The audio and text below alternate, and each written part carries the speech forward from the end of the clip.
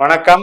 அன்பார்ந்த குரு ஜோதிடம் நேயர்களுக்கு உங்கள் ஜோதிடர் ஜெயம சந்திரமௌலி ஜோதிட பதிவு. இந்த பதிவு கன்னி லக்ன அன்பர்களுக்கு வக்கர சனியினுடைய சாதகத்தை பற்றி நம்ம சொல்ல போறோம். சனி 6ஆம் இடத்துல இருக்கிறது இப்ப நன்மைதான் அப்படிங்கிறது ஜென்ரலான பலன். சரி, இப்ப வக்கர சனி ஆயிடுச்சே, அதை ஏதாவது ரிவர்ஸ் பண்ணுமா, நன்மை பண்றதுக்கு பதிலாக தீமை பண்ணுமா, அல்லது வக்கரமானதுனால தீமைகளை அதிகமா பண்ணுதா அப்படின்னு சந்தேகங்கள்லாம் இருக்கு. கன்னியா லக்னத்துக்கு பொறுத்த வரைக்கும் சனி என்பது நல்ல கிரகம்தான். ஆனால் சனி இப்ப நல்ல நிலைமையில இல்லை. அவருடைய பொட்டன்ஷியலுக்கு வீக்கா இருக்காரு. அவருடைய பொட்டன்ஷியல் என்ன அப்படின்னா, நமக்கு நல்ல அறிவாற்றலை தர்றது, இணக்கமாக பல நபர்களோடு நம்மளுடைய அறிவை பகிர்ந்து கொண்டு வேலை செய்கிறதுல நம்மளுடைய ப்ரெசன்டேஷன் பவரை இன்க்ரீஸ் பண்ணுற குணத்தை வளர்க்குற கிரகமாக இருக்கார். சமூகத்தோட ஒட்டி வாழக்கூடிய நிலைமை, குடும்ப உறவுகள், சூழல்கள், இதையெல்லாம் சுமூகமாக நம்ம பரிச்சயமாக அதை ஒருவரோடு ஒருவர் பழகி அதை நல்ல முறையில் பயன்படுத்தக்கூடிய ஒரு இடத்துல இருக்கார். அதே நேரத்தில் மனசுக்கு இன்பம், எதிர்பார்த்த நல்ல செய்திகள் நமக்கு நண்பர்களாலையும் உடன் பிறந்தவர்களாலையும் நன்மைகளை கொடுக்கக்கூடிய ஒரு கட்டத்தில் ஒரு சனியினுடைய இயற்கையான சுபாவம் இருக்கு. ஆனால் இப்போ இருக்கிற இடம் அந்த இயற்கையான சுபாவத்துக்கு கெடுதல் பண்ணுற இடத்துல உட்கார்ந்துருக்கு. அதனால் இந்த மாதிரி இன்பம், சந்தோஷம், உறவு, கணவன் மனைவி வளர்ச்சி, உடன் பிறந்தவர்களுடைய வளர்ச்சி, நண்பர்களால் இன்பம், இதெல்லாம் கொஞ்சம் தடைபடுது. ஆனால் அதே நேரத்தில் தொழில் சார்ந்த விஷயத்துக்கு, பணம் சார்ந்த விஷயத்துக்கு, உத்தியோகம் சார்ந்த விஷயத்துக்கு நன்மை செய்யும். இப்படி ஏதோ ஒன்றில் மாற்றி தான் வேலை செய்யும் கிரகங்கள், பாவங்கள்.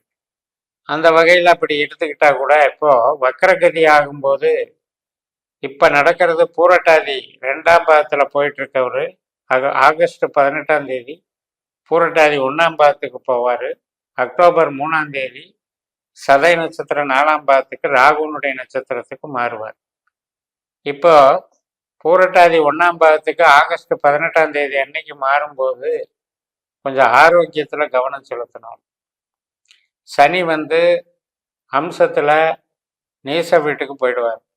அதனால நம்மளுக்கு 8ஆம் வீடு மேஷம். அதனால ஆரோக்கியத்துல கவனம் செலுத்த வேண்டும். சனி என்பவர் நமக்கு சுய பலத்தையும், வீரியத்தையும், தைரியத்தையும், துணிச்சலையும் தருபவர்.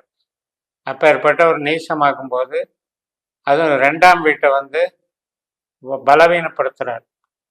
அப்படி இருக்கும் பொழுது நமக்கு என்ன ஆகும்னா, ஆஸ்பத்திரி செலவுகள்னால நமக்கு பண தட்டுப்பாடு அல்லது தொழில் நஷ்டங்கள், கடன் சார்ந்த வகையில் கடன் பெருகி அதனால் வரக்கூடிய பிரச்சனைகள்னால நமக்கு பணத்தட்டுப்பாடு, அதனால் வரக்கூடிய டென்ஷன், இதெல்லாம் அக்டோபர் 3ஆம் தேதி வரைக்கும் அந்த பூரட்டாதி 1ஆம் பாதத்தில் போகக்கூடிய காலகட்டத்தில் நம்ம எதிர்பார்க்க வேண்டியது.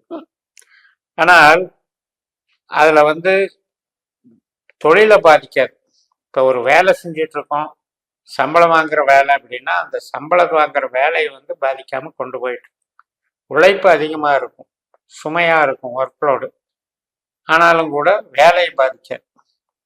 அதே பூரட்டாதி 1லிருந்து சதய 4ஆம் பாதத்துக்கு ராகுனுடைய நட்சத்திரத்துக்கு மாறினார்.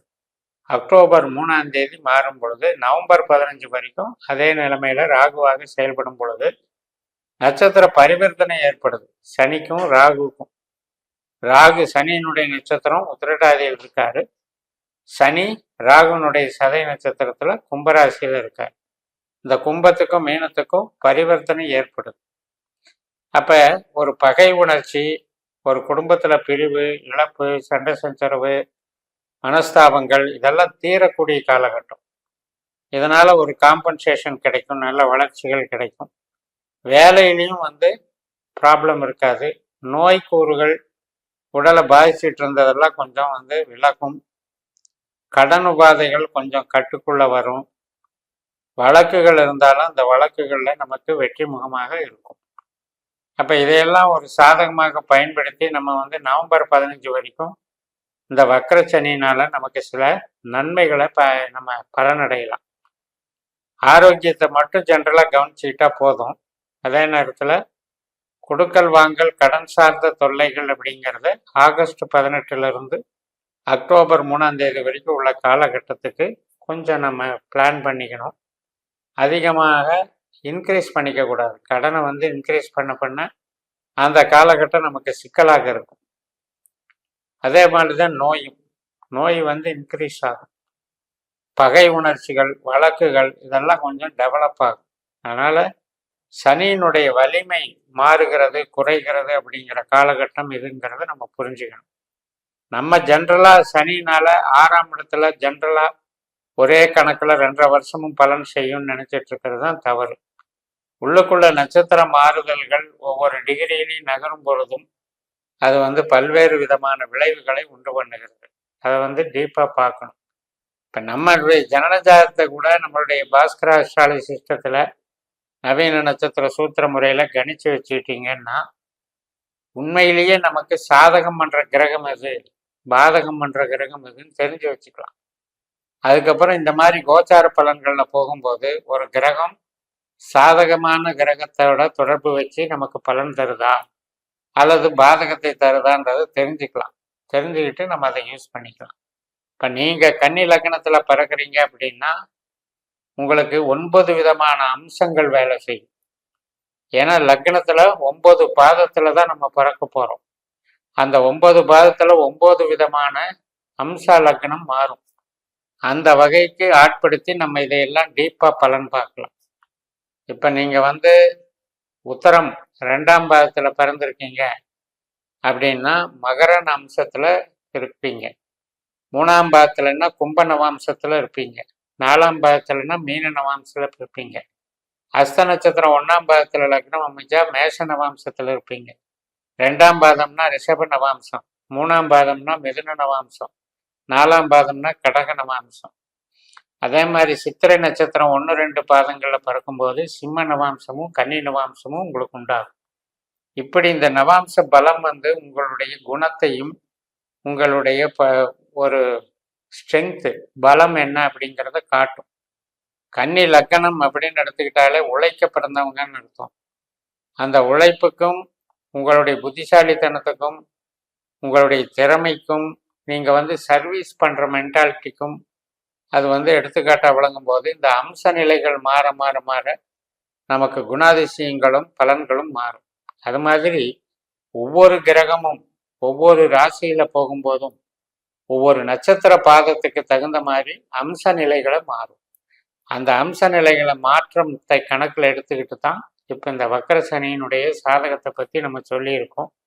அதனால் ஜென்ரலாகவே உங்களுக்கு ஆரோக்கியத்தில் கவனம் செலுத்தினா போதும். தொழில் மதிப்பு வளர்ச்சியாக இருக்கும். அதில் வந்து மாற்றம் இருக்காது, டெவலப்மெண்ட் ஆகும். நமக்கு பணம் தருகிறது, தொழில் தருகிறது, உத்தியோகம் தருகிறது எல்லாம் ராகுனுடைய அமைப்பில் இருக்கிறதுனால அந்த ராகுனுடைய தொடர்புக்கு சனி வந்து அக்டோபர் 3 வர்றதுனால நமக்கு மேன்மைகள் கிடைக்கும், புதிய பாதைகள் கிடைக்கும், புதிய ஒரு தொடர்புகள்னால தொழில் பலம் வந்து மாற்றம் செய்ய வேண்டி வரும், தொழில் வளரும், உயர்வான ஒரு பாதைகள் கிடைக்கும். அப்போ இதெல்லாம் வந்து எதிரிகளை வெல்லக்கூடிய ஆற்றல் நமக்கு கிடைக்கும்.